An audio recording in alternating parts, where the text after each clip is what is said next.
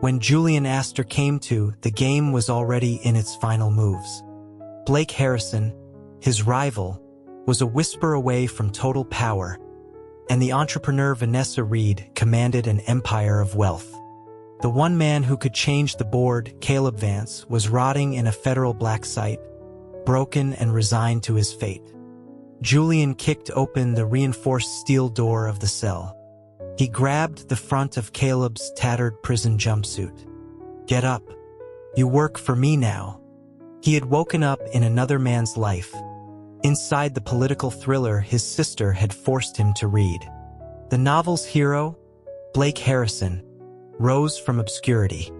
The heroine, Vanessa Reed, built a corporate dynasty from nothing. Together, they navigated a treacherous world until Blake was positioned to overthrow a corrupt, inept president and usher in a new era, with Vanessa as his powerful partner. Julian, as it happened, was that inept president. In 1 year, Blake's coup would succeed. Julian's fate was a quiet, ignominious end. That was unacceptable. He had no grasp of statecraft, but he understood the novel's most tragic figure, Caleb Vance. Caleb's role in the book was brief but brilliant. A prodigy who graduated from law school at 19 and became the youngest chief advisor in history.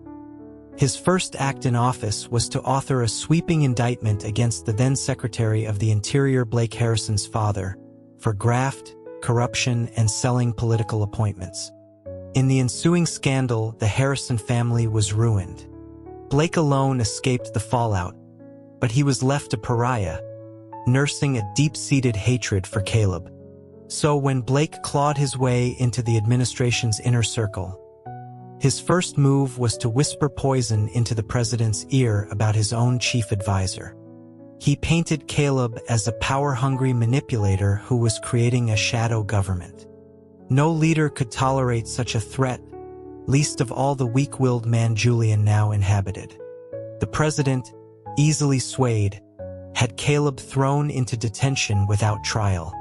That was the beginning of the end. Without Caleb's steady hand, the administration crumbled. The president, under Blake's subtle guidance, made one disastrous decision after another, alienating allies and losing public trust. Blake, meanwhile, positioned himself as the nation's savior. Julian let out a long sigh. It was a hell of a mess. Arthur, his new chief of staff, approached him cautiously, his expression troubled. He informed the president that a senior justice official was waiting outside, then hesitated before adding that it was about the Caleb Vance situation and asking if Julian wished to see him. Julian agreed. The official entered and immediately confessed his failure. He explained that despite the president's previous orders to investigate Caleb Vance, they had found no evidence of treason or any wrongdoing. He apologized for his incompetence and asked for judgment. Julian almost laughed. Of course, they found nothing. In the novel, the previous president, frustrated by Caleb's constant opposition to his reckless policies, had simply fabricated evidence with Blake's help to justify the execution. Julian decided he would see to the matter himself. He followed a grim-faced guard through sterile corridors to Caleb's cell. Through the small window he saw him. Caleb's white shirt was stained with blood, and the skin of his arms was a roadmap of dark bruises. It was a brutal sight. This man was his only hope against Blake. He couldn't have him permanently damaged. Julian addressed him as Advisor Vance. Caleb's eyelids fluttered, and he opened them to reveal eyes clouded with shock. He struggled to his knees, his voice a raw whisper as he formally greeted the president. Julian had a guard bring a cup of water. Caleb seemed baffled by the president's intentions but drank it obediently. Julian then asked him what he had to say for himself, an open-ended question designed to let Caleb argue his own case. Caleb simply bowed his head. He told the president to forget about his own fate and instead warned him against implementing the new economic policy. Julian paused. The new policy. He remembered it from the book. His predecessor wanted to fund a series of opulent, unnecessary monuments to himself, but the treasury was bare. Blake had privately proposed the solution: a regressive tax package that would gut social programs and place the burden on the working class. Blake had framed it as a necessary austerity measure but advised the president to announce it himself, knowing it would be political suicide.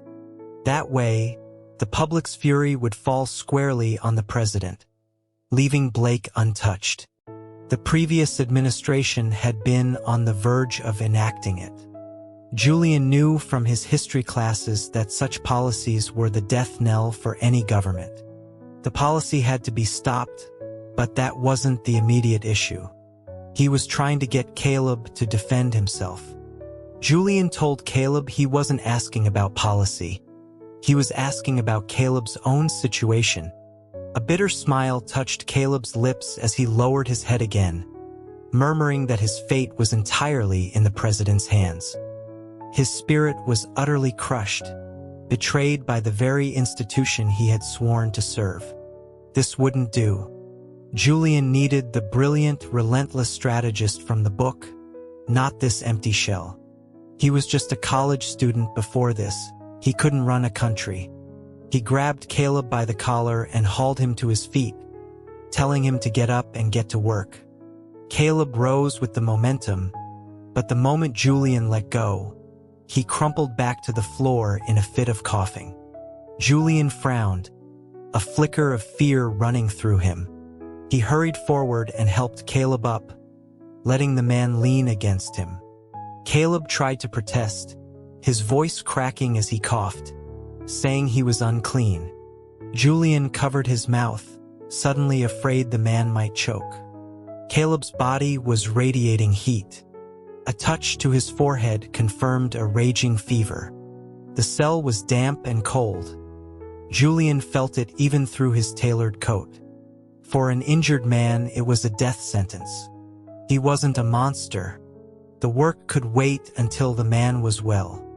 Julian took off his cashmere overcoat and draped it over Caleb's trembling shoulders, then scooped him up into his arms. He was far too light. The man in his arms went rigid, his breathing hitched. Julian felt a sense of satisfaction. The gesture must have moved him deeply. Good. A grateful Caleb would be a loyal Caleb. Caleb managed to stammer out a request to be put down, but Julian shook his head, stating that Caleb was in no condition to walk and that it was a small effort on his part. He carried Caleb back to the residence and laid him on the enormous bed in the master suite. When Caleb tried to get up, Julian gently pushed him back down, telling him that all formalities were suspended until he recovered. He summoned Arthur and ordered him to get the presidential physician. Arthur kept his head bowed, a strange, knowing look on his face. The physician, after examining Caleb, wore a complicated expression. Julian's stomach clenched. If something was seriously wrong with Caleb, his plan was finished. He told the doctor to spare no expense. The doctor reassured him that Caleb's injuries were superficial and the fever was just from an infection. His grave look, he explained, was because Caleb's weakened body could not endure another night in the detention facility's harsh conditions. Julian waved him away, relieved. He had no intention of sending Caleb back. He patted Caleb's shoulder and told him to rest. Caleb's hesitant voice followed him, thanking the president for his concern and saying he would return to his own home to recover. That was out of the question. He needed Caleb where he could see him.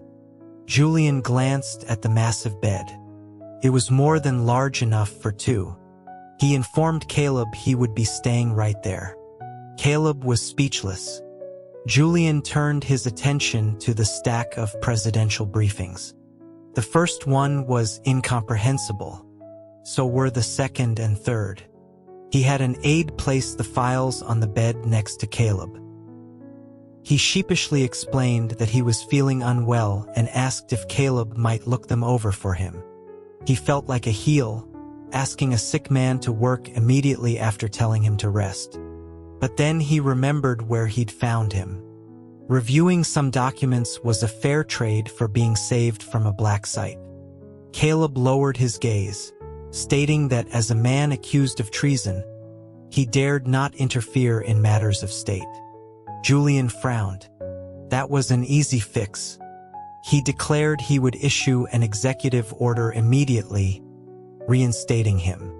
Caleb's voice was hollow. He suggested that if the president still suspected him, it would be kinder to just execute him rather than play these games. Seeing the utter lack of light in Caleb's eyes, Julian felt a pang of guilt for what his predecessor had done. He met Caleb's gaze directly and spoke with sincerity, admitting his past judgment was clouded and that he had wronged him, and asked if Caleb could forgive him. Caleb immediately tried to kneel, murmuring that he wouldn't dare presume. Julian pulled him up, insisting his words were genuine. Eventually, Caleb began to work. He was a good man. When a report on massive flooding in the South required federal funds, Caleb asked for a decision. Julian told him to handle it. When the matter of appointing a new chairman for the Federal Reserve came up, Julian told him to make the choice. Finally, exasperated by the endless questions, Julian claimed a headache and gave Caleb full authority to decide everything. Soon after, dinner was served. It was the best food Julian had ever tasted. But Caleb didn't touch his plate. Julian, remembering how light he'd been, asked if the food was not to his liking. Caleb quietly replied that it was fine. When Julian pressed him on why he wasn't eating, Caleb confessed under his breath that he just couldn't figure out what the president was playing at today. Then he silently picked up his fork and began to eat. After dinner, Caleb returned to the briefings, a true workaholic. Julian yawned for what felt like the 30th time. Caleb suggested that if the president was tired, he should go to bed. Julian insisted he wasn't tired at all and would read for a while, then realized he was holding his book upside down. Defeated, he announced he was going to sleep. He had to face Blake Harrison in the morning, and he needed his strength. Waking in the middle of the night, he saw Caleb still hunched over the documents, bathed in the glow of a lamp. He'd studied sustainable development in his past life. He knew you couldn't burn your best asset out. He walked over and told his advisor to sleep. Caleb looked reluctantly away from the papers and agreed. Julian led him to the bed. Caleb resisted, insisting it was improper and that he could sleep on the sofa.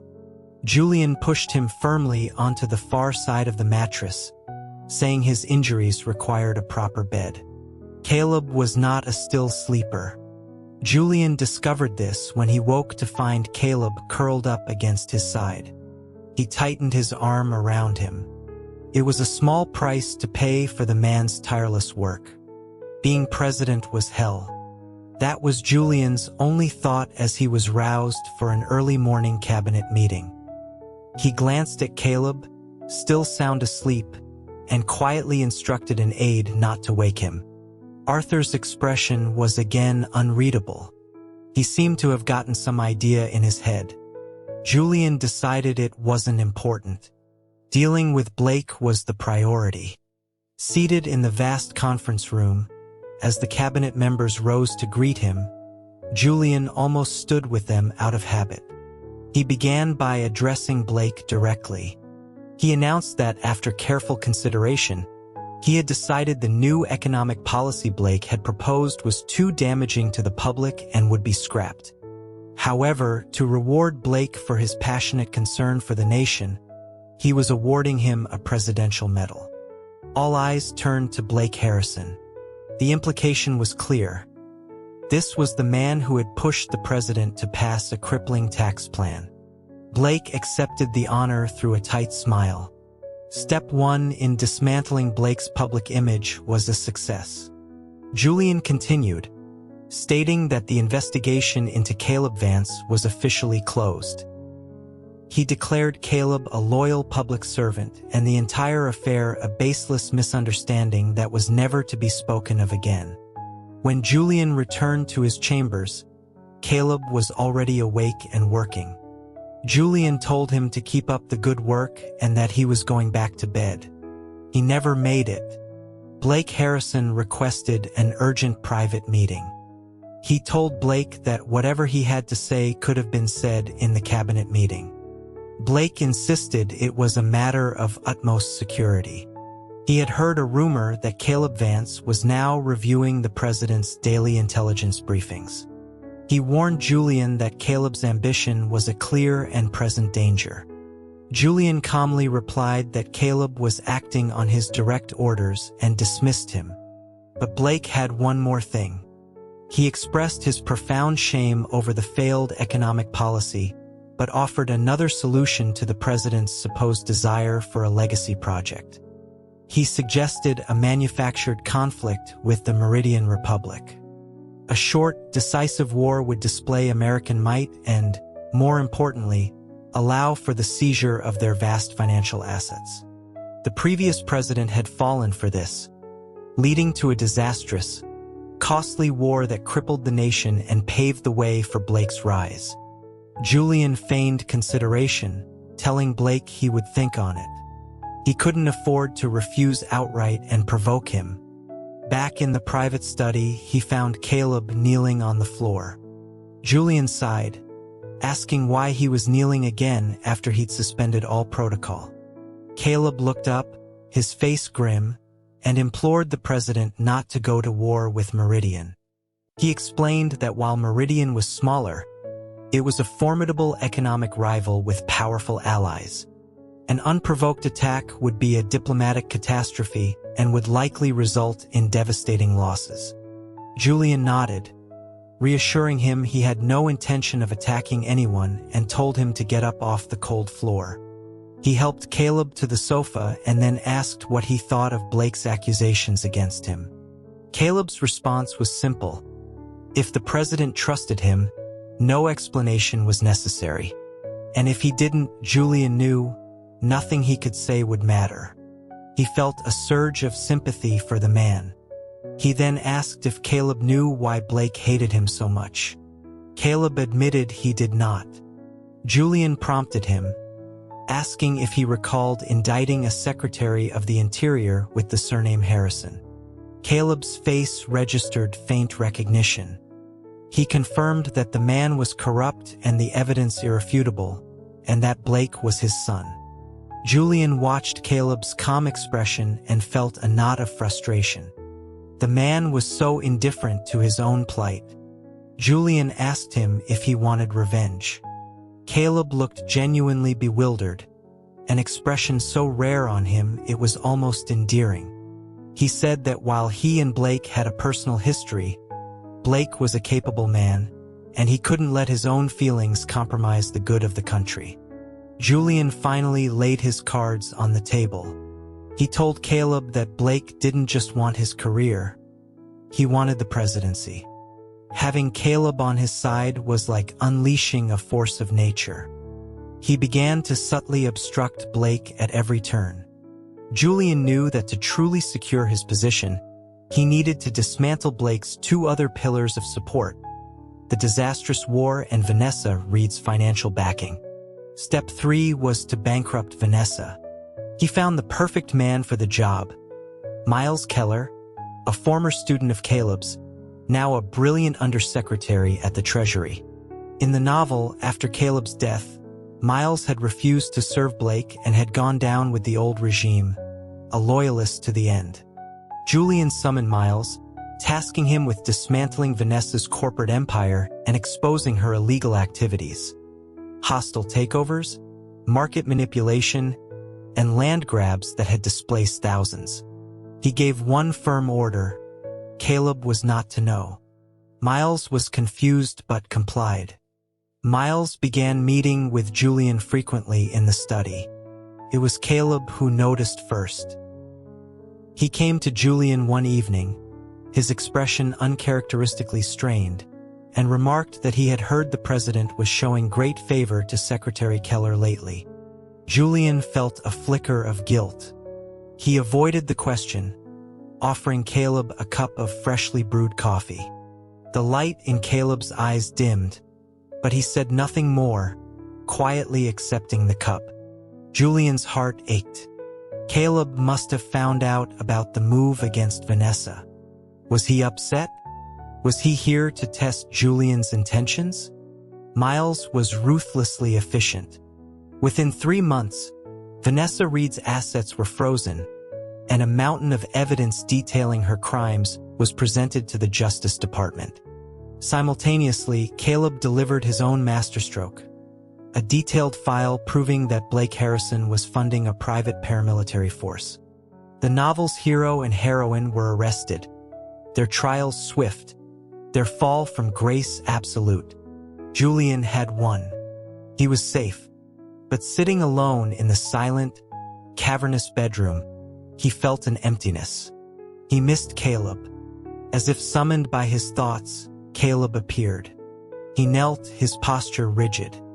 Julian moved to help him up, but Caleb remained firm. He said he was there to confess his crimes. Julian's stomach dropped. Was he about to plead for Vanessa? He confessed to ambition and the intent to usurp the president's authority. Julian struggled to process his words. Caleb wanted to be president? It wasn't the worst idea. He was certainly more qualified. Julian began to say that if he really wanted the office, they would need a long-term strategy to win over the old guard. Caleb just looked at him, completely lost. He asked if the president wasn't planning to have him arrested. The pieces clicked into place. Julian knelt on the floor to meet his gaze. He asked Caleb to clarify. He thought Julian was planning to use these trumped-up charges to throw him back in prison and get rid of him. And he was so worried Julian wouldn't have a good enough excuse that he came to confess to crimes he didn't commit. The look on Caleb's face was all the answer he needed. Julian was furious. He demanded to know who had filled his head with such nonsense. Caleb asked why else Julian would have used Miles Keller to go after Vanessa, and why he would have hidden it from him. Julian sputtered that he did it because he was afraid Caleb would be heartbroken to see him target the woman he loved. Caleb's brow furrowed. He asked when he had ever loved Vanessa Reed. Julian brought up the family signet ring he had given her. A look of dawning comprehension spread across Caleb's face. He explained it wasn't a gift. She had stolen it. They had been held captive together as children, and after their rescue, he noticed his ring was gone. He'd always assumed it was lost. The misunderstanding was so simple, so profound, that Julian felt a wave of relief wash over him. He told Caleb to get up, but again Caleb remained on his knees. He said he had one more, greater crime to confess, one that was unforgivable. Julian told him to say it, promising a pardon. Caleb confessed his love for the president. The world stopped. He loved who? Julian's mind went blank. You love me? Caleb squeezed his eyes shut and said yes, asking for his punishment.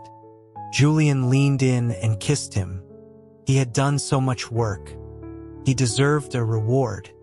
And Julian admitted to himself he loved him too. He lifted him from the floor and carried him to the bed. Caleb's eyes were wide. Julian whispered his name, not Vance, but Caleb. Caleb turned his head away, the tips of his ears burning red. Julian told him his own name, Julian Astor. Caleb finally, haltingly, breathed his name in return.